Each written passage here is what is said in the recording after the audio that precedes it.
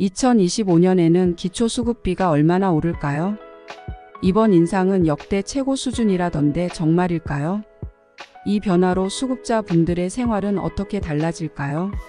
자, 이제 이 질문들에 대한 답을 함께 자세히 알아보겠습니다. 안녕하세요. 볼겸복지부입니다. 먼저 가장 중요한 소식부터 전해드리겠습니다. 보건복지부가 발표한 내용에 따르면 2025년 기준 중위소득이 무려 6.42% 인상됩니다. 이는 2015년 맞춤형 급여체계로 전환된 이후 역대 최고 증가율입니다. 이 숫자가 얼마나 큰 의미를 갖는지 잠시 후에 자세히 설명해 드리겠습니다. 구체적인 금액을 살펴볼까요? 4인 가구 기준으로 2024년에 572만 9,913원이었던 기준 중위소득이 2025년에는 609만 7,773원으로 크게 올랐습니다.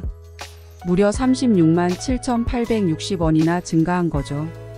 이는 한 달 식료품비나 공과금을 충당할 수 있는 금액입니다. 1인 가구의 경우는 어떨까요? 2024년 222만 8,445원에서 2025년 239만 2,013원으로 7.34%나 증가했습니다. 이는 4인 가구보다도 더 높은 인상률입니다. 1인 가구의 증가 추세를 반영한 결과로 보입니다.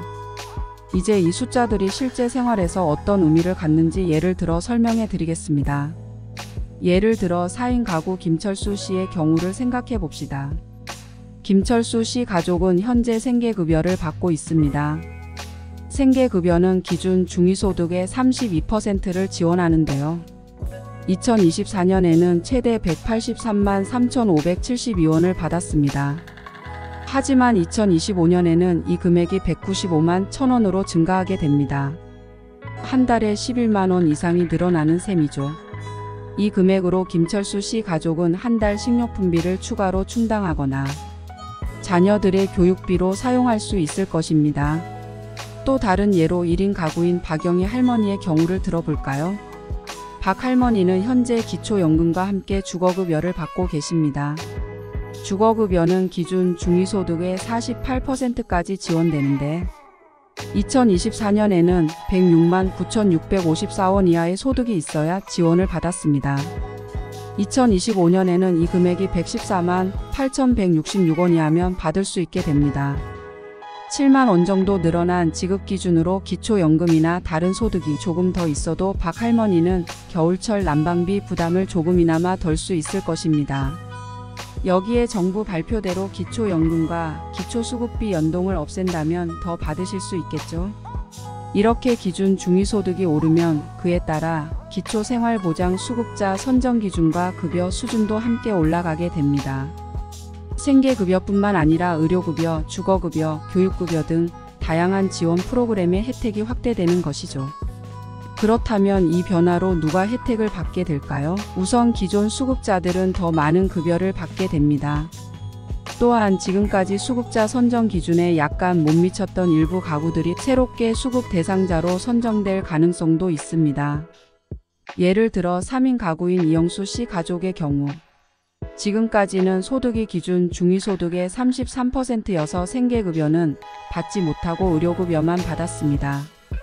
하지만 2025년 기준 중위소득이 오르면서 이영수 씨 가족의 소득이 2025년 기준의 32% 이하로 낮아지게 되어 생계급여도 받을 수도 있는 것입니다.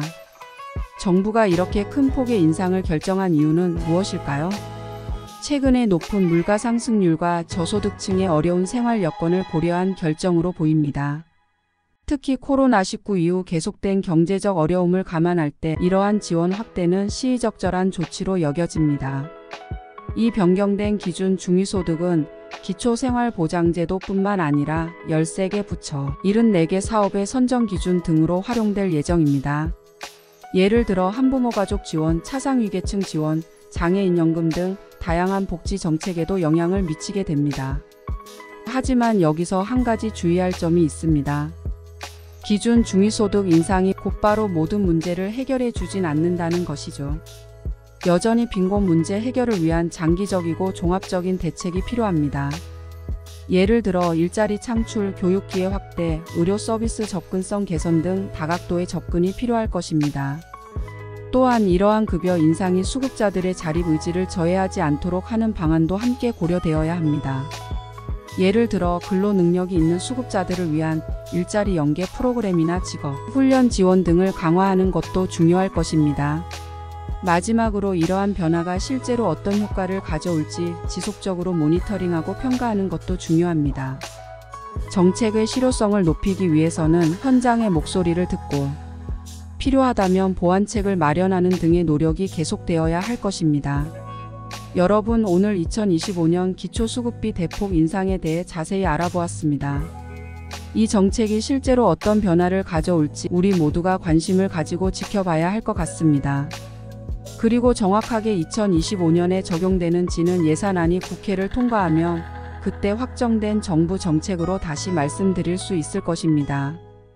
오늘의 정보가 조금이나마 도움이 되셨다면 구독과 좋아요 그리고 알림 설정해 주시면 볼겸복지부에서는 정확하고 도움이 되는 복지 정보로 함께 하겠습니다. 지금까지 볼겸복지부였습니다. 감사합니다.